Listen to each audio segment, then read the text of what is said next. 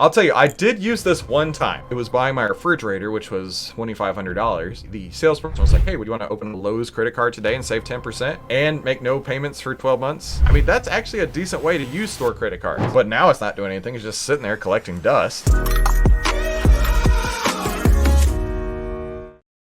Inflation is out of control, and things just got even worse because of this one stat.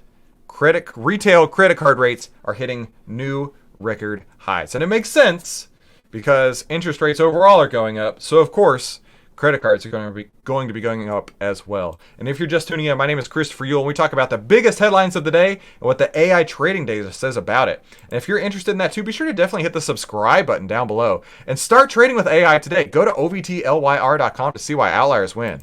Now let's look at this article here. Interest rates are continuing to climb just as the holiday shopping season is approaching, making things more costly for shoppers who plan to use store credit cards. At first, I didn't understand what they meant by store credit cards, but the article goes on to say here, 28.93% is well above the national average, which clocks in at 20.71. So I'm like, wait, how is it 28 versus 20 point? I don't understand. So we're talking about store credit cards, right? We're talking about when you walk into Dillard's or when you walk into Best Buy or when you walk into any number. I think Old Navy has one where you walk in and they're like, hey, you want to save 20% on your purchase today? Open a store credit card, right? Yeah, that's maybe not such a great idea because these store credit cards in particular are hitting 33% in some cases at Academy, Burlington Coat Factory, Sam Goodies, and Michaels, right? And I mean, this article goes on to say, if you ever carry a balance, a retail credit card is probably not the best place to do so because you're going to be paying exceptionally high interest rates. This article keeps going on. That's a common sign-up bonus among store cards. Hey, save 10% by buying this with the opening a new card today.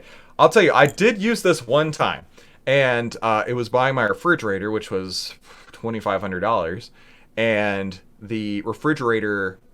The salesperson was like, hey, would you want to open a Lowe's credit card today and save 10% and make no payments for 12 months and get free delivery? And I'm like, okay. So I saved $250 and I got free delivery. I mean, I paid it off, real quick, but I didn't have to. I could have gone an entire year without paying anything. And I mean, that's actually a decent way to use store credit cards. But now it's not doing anything. It's just sitting there collecting dust. People tend to get in credit card debt for very practical reasons, which, when you think credit card debt, you don't always think that people are getting into it because of circumstances. You think that maybe they're getting into it because they're just being reckless, right? They're just excess spending. I actually know family members who are spending themselves well beyond they should be. And so credit cards are how they do it, right? But it's not always the case, right? It's usually something with an emergency, a medical bill, home repair, car repair, or just the fact that day-to-day living expenses are outpacing their paychecks. And that's been especially common the last few years due to high inflation. So if you are looking to take advantage of this, maybe look at Capital One in the AI trading data here, COF. Capital One actually just got a sell signal. What's in your wallet? Well, Capital One may be on October 24th, but it may not be in your portfolio with that sell signal. That was just yesterday.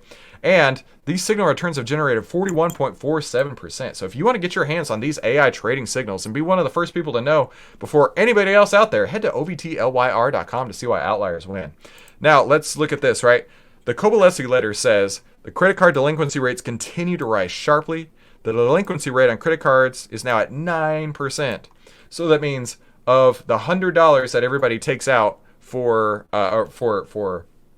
people who have credit cards, I should say, for those who have a credit card, $9 out of every 100 is now delinquent, right? That's really hurting companies like Capital One who make these credit cards, right? That's really hurting other places who are issuing these credit cards, right? They now have to charge even higher interest rates to make up for the fact that these delinquencies are happening. Delinquency rates have more than doubled from their lows when Fed started raising rates. Yeah, we've got some huge problems out there. And this happens at the same time when the bank's balance sheets are all-time highs, right? The bank's balance sheets are all-time highs because people are putting on even more and more loans. Let's see what happens when unemployment actually takes a hit when we're at 3.7 to 3.8. So yeah, a lot's going on right now with credit cards, and it certainly is not going anywhere good anytime soon. I hate to be the bearer of bad news. I feel like everything we talk about is bad news. But I think things are going to get worse before they get better. So let me know in the comments down below. What do you think? Do you think things are going to get worse before they get better? It would really help out a lot of people if you could put your comments down in the comments section down below. Now listen, I have no idea how the YouTube algorithm works, but it says that you're going to love one of these two videos. Thank you for tuning into today's Outlier Live. We'll see you on the next episode.